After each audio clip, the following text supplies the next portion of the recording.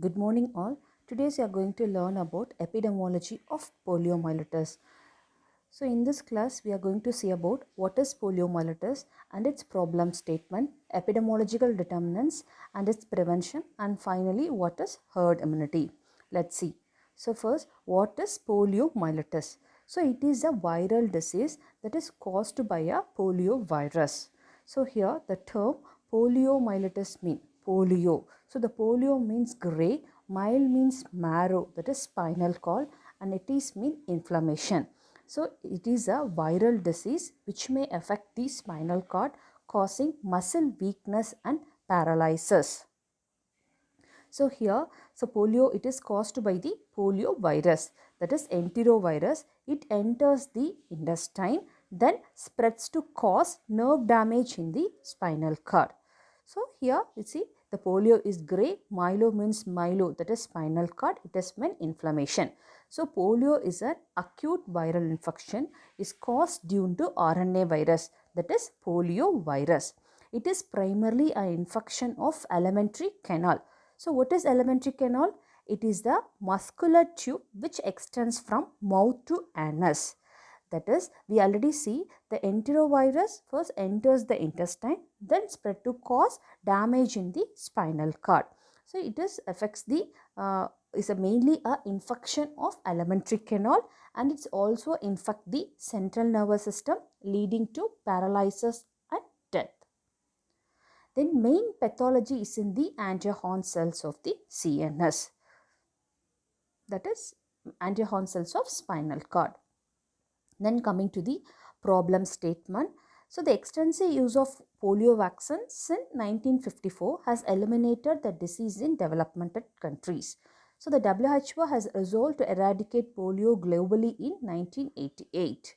So currently all the natural cases are due to wild poliovirus type 1. In the world level, the three countries are endemic for polio, that is such as Pakistan, Afghanistan and Nigeria. In India, the last case is reported in 13 January 2011. After 3 years, in March 27, 2014, India has declared as polio-free country. So in this graph, let's see, in 1918, the number of cases was increased, and in 1999, the cases was decreased. So it's because due to the extensive use of polio vaccine. Then coming to the epidemiological determinants. First, we see the agent. Here the causative agent is the poliovirus. It has three subtypes, serotypes, that is type 1, type 2 and type 3. So the most outbreaks of paralytic polio is due to type 1 virus. So the poliovirus can survive for long periods, 42 hours in the external environment. In the cold environment, it lives for 4 months and the feces for 6 months. So the virus is well adapted for the fecal route of transmission. So this virus can be inactivated by pasteurization and variety of physical and chemical agent. So we already see, so this poliovirus is an RNA virus with 3 serotypes. So there are type 1, type 2 and type 3. So type 1 is the most common, it causes paralytic polio, and type 2 is most antigenic and causes epidemic infection, and type 3 is most common cause of vaccine associated paralytic polio, is mainly associated with Sabin oral polio vaccine. Then coming to the reservoir of infection. So the man is the only known reservoir. The mild and subclinical cases spread the infection. For every one clinical case, there is 1000 subclinical cases in children and 75 cases in adults. So the virus found in the stools and the oropharyngeal secretions of the infected person. So here the infected material is virus in the stool and oropharyngeal secretions. Then incubation period is 7 to 14 days. The period of infectivity 7 to 10 days before and after onset of symptoms. Then coming to the host factors. First we see the age. So the disease affects all age groups, but the children are usually more susceptible than adult because of acquired immunity of adult population. In India, it is a disease of infancy and childhood. The 50% of reported cases are at infancy. Then coming to the sex difference have been noted in the ratio of 3 male to 1 female. Then risk factors. Several risk factors have been found to precipitate an attack of paralytic polio in individual already infected with polio virus. These include trauma, intramuscular injection, surgical procedures. Then coming to the immunity, the maternal antibody gradually disappears during first 6 months of life. The neutralizing antibody is an important index of immunity to polio after infection. So coming to the environmental factors. So this is the main root of. So here the environmental source of infections is the since the polio is more likely to occur during the rainy season. The 60% of cases recorded in India were from June to September. So the transmission, the environmental source of infection are contaminated water, food and flies. So the surveys longer period in cold environment, the overcrowding and poor sanitation provide opportunity to exposure to infection. Then coming to the mode of transmission. So the fecal-oral route, this is the main route of spread in developing countries. The infection may spread directly through the contaminated fingers where hygiene is poor, or indirectly through contaminated water, milk, food and flies. So the main route of spread of infection in developing countries is mainly fecal-oral route. So the droplet infection during acute phase of infection. So the close person contact with an infected person facilitate the droplet spread. This mode of infection may be relatively more important in developing countries where the fecal transmission is remote. Then we will already see the pathogenesis. So main pathology in the anterior horn of spinal cord.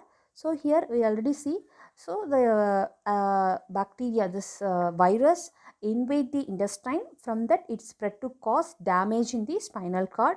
Here the polio virus, that is the enterovirus, enters the small intestine. From there through lymph nodes and blood, it crosses the blood-brain barrier and it spreads to cause damage in the spinal cord. This is the pathogenesis of poliomyelitis. Then we will see the clinical spectrum. So when an individual susceptible to polio is expected to is exposed to an infection, so one of the following responses may occur. So they have an inapparent infection or apparent infection. So in the inapparent infection, so these occurs approximately in 90 to 95% of oral polio vaccine infection. So in the apparent infection, so these occurs 5 to 10% of infection. From this apparent, they have a abortive polio. So it occurs approximately 1%, 4 to 8% of infection. In the CNS involvement, they have paralytic and non-paralytic polio. In the paralytic polio, it approximately less than 1% of infection. In non-paralytic, it occurs 2 to 10% of infections. So here we already see the apparent infection is approximately 95% of poliovirus infection. So here there are no presenting symptoms, recognition only by the virus isolation or rising antibody titer. Then another one is abortive polio or minor illness. Here it occurs approximately 4 to 8% of infection, is mild or self-limiting illness due to viremia. Here the patient recovers quickly. Then coming to the non-paralytic polio, here it occurs 1% of all infections. So the presenting features are stiffness and pain in the neck and back. The disease lasts for 2 to 10 days. The recovery is rapid. Then coming to the paralytic polio, here it occurs in less than 1% of infection. The virus enter the brain and causing various degree of disability. So we already saw the paralytic polio occurs less than 1% of infection. So and it causes various degree of paralysis. that is either polio encephalitis or bulbar myeloencephalitis. In polioencephalitis, so the patient present with high fever associated with convulsion, altered consciousness, restlessness, irritability, rapidly followed by coma and death. It is mainly a upper motor neuron type of damage. Or else they may be present with bulbar poliomyelitis. Here it is mainly a cranial nerve involvement is present. Here the patient comes with difficulty in swallowing, weakness of face and facial asymmetry present. Here the respiratory insufficiency is life-threatening and leads to death. Then coming to the clinical features, so the progress of paralysis is less than 4 days. It's a descending paralysis from the hip to distal extremities. Usually the proximal muscles are affected than distal muscles. There is no sensory loss. So here the patient comes with the sign of tripod sign, that is the child finds difficulty in sitting and sits by supporting hands at the back and partially flexing hip and knee, that is tripod sign. Then coming to these are the muscles weakened by the polio, that is shoulder muscles, the muscle behind arm, the muscle that strengthened the hip and or closed legs, the muscle that strengthened the knee, and the muscles, the thumb muscles. So these are the muscles commonly weakened by polio. So these are the images of poliomyelitis patient. Then it is diagnosed by the history. So the patient comes with the history of fever at the time of onset. The onset of paralysis is suggestive of polio. So other associated symptoms are malaise, anorexia, nausea, vomiting, headache, sore throat, constipation and abdominal pain. So mainly the history of fever at the time of onset of paralysis is suggestive of polio. Then they also come with mainly the tripod sign may be present. We already saw that now.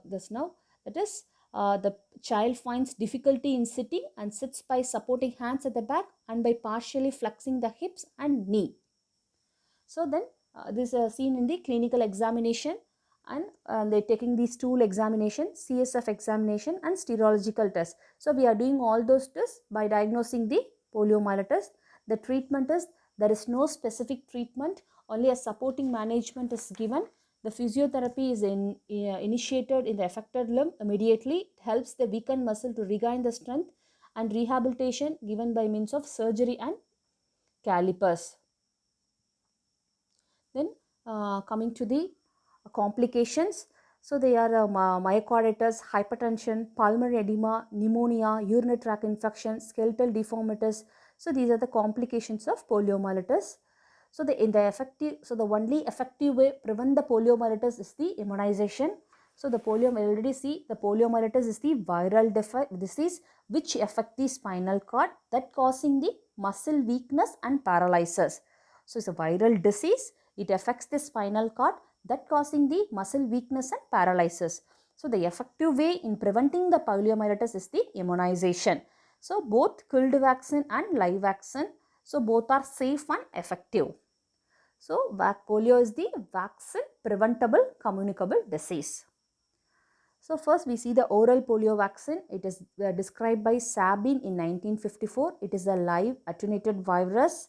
So it's given in national immunization schedule concurrently with DPT, Penta and BCG is given. Should be given before 6 months. Most polio cases usually occur between the 6 months to 3 years. So the immunization of OPV should be given before 6 months. So main advantages are is easy to administer and inexpensive, induces both humoral and intestinal immunity. The antibodies are produced quickly, is useful in controlling the epidemics, and is free from complication, that is vaccine associated polio paralysis. Then contraindication in a immunocompromised individual. So whether the patient with leukemia and malignancy or HIV, or they receiving any corticosteroids. Then coming to the storage, the OPV has been heat stabilized by adding magnesium chloride and stored in 4 degrees Celsius. Then we will see the inactivated polio vaccine, that is Salk vaccine, is usually made from the wild polio virus that has grown viro culture or in a human diploid cell culture. It has 40 units type. It has high antigenicity. It is administered IM or ID. The 4th dose of IPV is given. The first 3 doses in the first 2 months, and the 4th dose in the 6 to 12 months, and after 3rd dose. Then it induces the humoral antibody. The advantages of IPV are it is safe, since it does not have live virus, can be administered to the immunocompromised patient and patient undergoing corticosteroid and radiation therapy. We saw the OPV is a live attenuated virus, so its main contraindication is not given to the immunocompromised and the patient receiving corticosteroids. Here it is not a live virus, so IPV is given to the immunocompromised and a patient receiving corticosteroid. Then those receiving vaccine for the first time after 50 years of age and can be used during pregnancy. So what are the difference between IPV and OPV? So IPV is a killed virus and OPV is a live virus. So it's given IM or subcutaneous, it's given orally. In the IPV, it induces the circulating antibody. Here it is both intestinal and humoral antibodies. It prevents paralysis, does not prevent the reinfection by wild poliovirus. But oral poliovirus prevent the paralysis and intestinal reinfection. Is not useful in epidemics, but OPV is effective in controlling the epidemics. So it is costlier, but it is cheaper. Then we'll see the national immunization schedule. According to this, the OPV is given, 0 dose is given at the birth, the first dose given at the 6 weeks, second dose is given in 10 weeks, and third dose is given in 14 weeks, and in another booster dose is given in 16 to 24 weeks, and booster second dose is given in 5 to 6 years. For OPV, the IPV has only 2 doses. The first dose is given in 6 weeks and second dose is given at 14 weeks. Then coming to the vaccine associated paralytic poliomyelitis is a most important and rare adverse effects. Is only diagnosed by differentiating from the laboratory diagnosis. Is only diagnosed by the laboratory diagnosis. So these cases are 4 per 10,000, 4 per 10 lakh cases were reported in vaccinating countries. So this vaccine virus occurs neuroviolence and causes paralysis in the vaccine recipient or close contact, but does not spread to the community. Thus, there is no outbreak with vaccine associated paralytic poliomyelitis. The other term called vaccine derived poliovirus. So here the vaccine virus acquires the virulence and transmissibility characteristic of wild virus following a prolonged multiplication in the gut or the immunity community and develop the capacity for sustained circulation. So this risk is eliminated by discontinuing all the OPV use. So the vaccine derived poliovirus is mainly by the prolonged multiplication in the gut or the community. So this risk is eliminated by discontinuing all OPV use. Then surveillance is a most important part of polio eradication initiative. There are the two purposes of surveillance. The surveillance is mainly identify the new cases and detects the import of wild polio virus. So the two surveillance is there, that is AFB surveillance, acute flaccid paralysis surveillance, and environmental surveillance. So in the acute flaccid paralysis, the patient comes with sudden onset of weakness and floppiness in any part of the body in the child less than 15 years of age, or any paralysis in a person of any age in which whom the polio is suspected. So the cases must be tested for wild polio or vaccine derived polio virus within 48 hours. So the main objective of this surveillance is to recognize and report these cases at the earliest and to ensure prompt outbreak immunization response with OPV. Second one is to confirm the case of wild polio virus through isolation of virus in the stool sample. The third objective is to measure the impact of routine immunization and pulse polio immunization in India.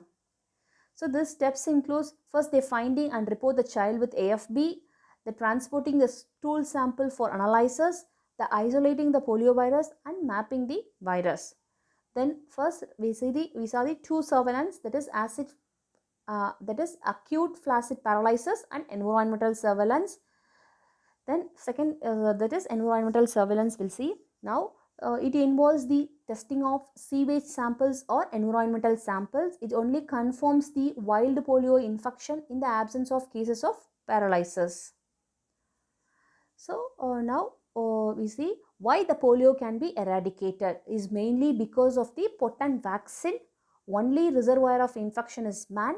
So virus cannot survive in the environment for more than 48 hours.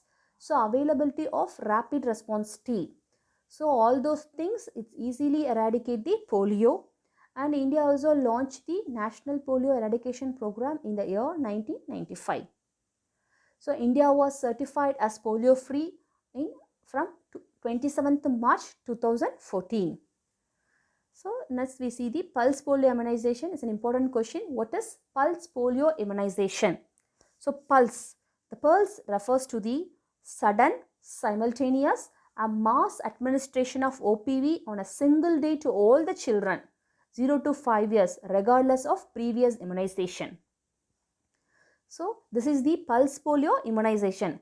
So the sudden, simultaneous mass administration of OPV on a single day to all the children 0 to 5 years regardless of previous immunization.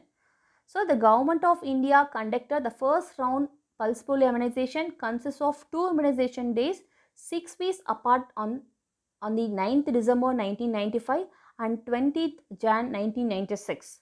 The first round included all the children less than 3 years irrespective of immunization status. Okay, so what is pulse polio immunization? The pulse refers to the sudden, simultaneous, a mass administration of OPV on a single day to all the children to the 0 to 5 years of age regardless of previous immunization. So this pulse polio immunization occurs as 2 rounds 4 to 6 weeks apart. So the dose of OPV in PPA is an extra dose and does not replace the dose in routine immunization. Listen, so it is this pulse polio immunization, this a dose of OPV is an extra dose. It does not replace the routine immunization as we given in the birth and 6 weeks, 10 weeks and 14 weeks. So it does not replace the routine immunization. So it is a dose given as an extra dose. So there is no minimum interval between the PPA and scheduled OPV doses.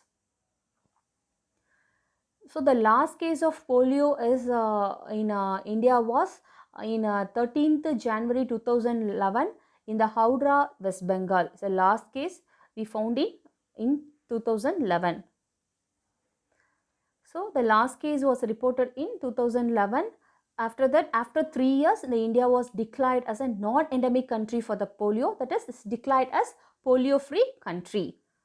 So there are many steps taken by the government of India to achieve the target of polio eradication and maintain polio-free state.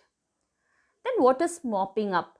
So it is a last stage of polio eradication implemented in India. It involves door-to-door immunization in a high-risk district where wild polio virus is known or suspected to be still in the circulation. So mopping up is the last stage of polio eradication. It involves the door-to-door immunization in a high-risk district where the polio virus is known or suspected to be still in circulation.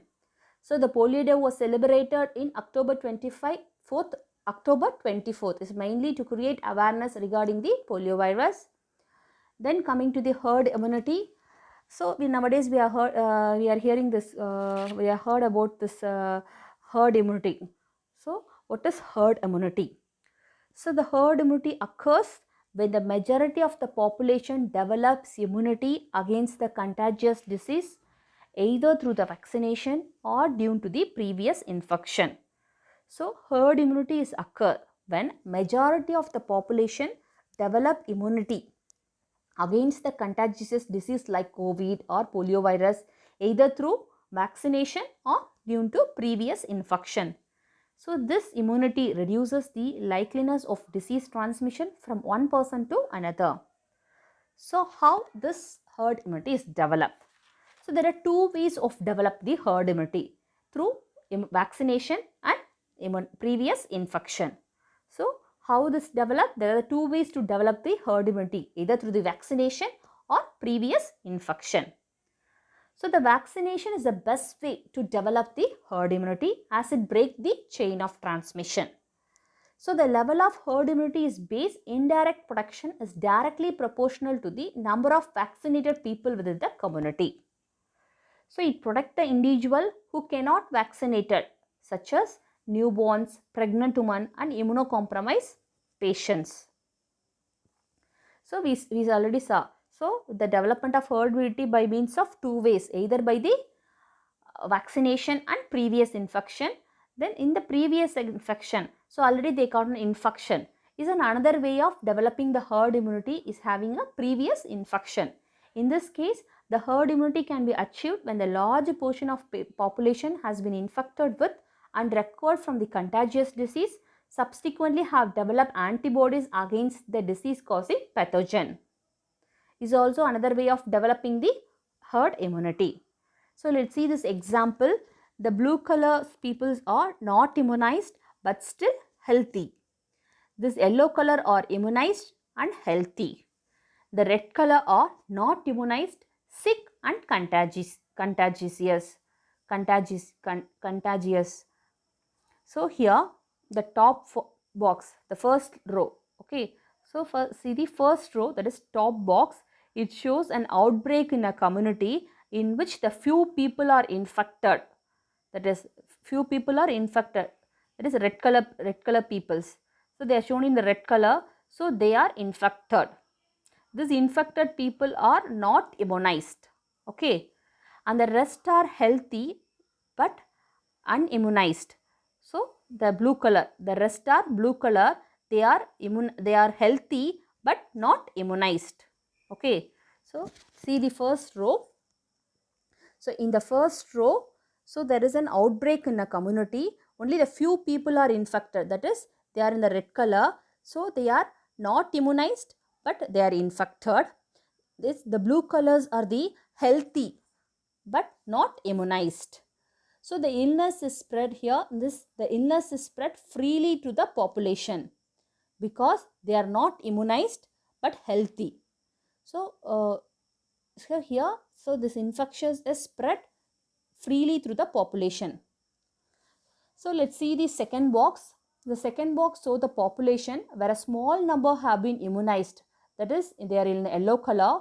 Those not immunized become infected, while those immunized do not. Okay. So in the middle box, in the middle row, so in the middle row, where the small number of people are immunized, that is, they are yellow in color. Those not here in this here there is only the those who are immunized. Those who are not immunized become infected. Those immunized do not infected. But in the bottom box, the large proportion of population have been immunized. This prevents the illness from spreading significantly include to the unimmunized people. So from this, the first two boxes, most healthy unimmunized people become infected, whereas in the bottom, only 1/4 of healthy unimmunized people become infected. Okay, so only unimmunized people are infected. So we already see, so the herd immunity is developed from the previous infection and vaccination. So again I explain this. So in the first row, so there is an outbreak in a community. Only a few people are infected. That is, they are shown in red colors, and the rest are healthy but unimmunized.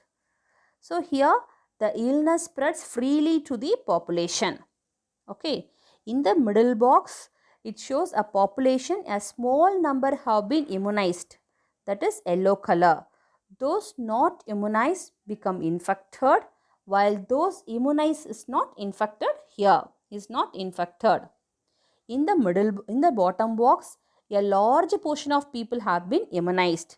So this prevents the illness from spreading significantly, including to the unimmunized people.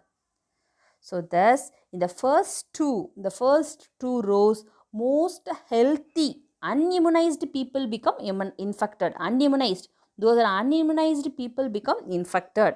Whereas in the bottom, only 1/4 of the healthy unimmunized people become infected. Okay.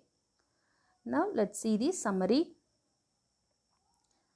So poliovirus is the viral disease which affect the spinal cord, causing the muscle weakness and paralysis. The children are more susceptible than adults. So it is the, already we see the main pathology is the Langerhans cells of spinal cord. So it is the disease of Langerhans cells of spinal cord and brainstem caused by poliovirus. So it's literally a meaning of gray and spinal cord infection. The three serotypes, type 1, type 2 and type 3. So man is only a reservoir of infection. The mode of transmission by the fecal-oral route is the most commonest fecal-oral route of transmission. The incubation period is 7 to 14 days. So the polio is a vaccine preventable communicable disease. The vaccine is of two types, OPV and IPV. OPV is a live vaccine, IPV is a killed one. So the OPV is given in the birth 6, 10 and 14 weeks. The first booster is given in 16 to 14 weeks. The second booster is given in the 5 years along with DPT. Then IPV is a 2 doses. The IPV should be given in 6 and 14 weeks. Thank you.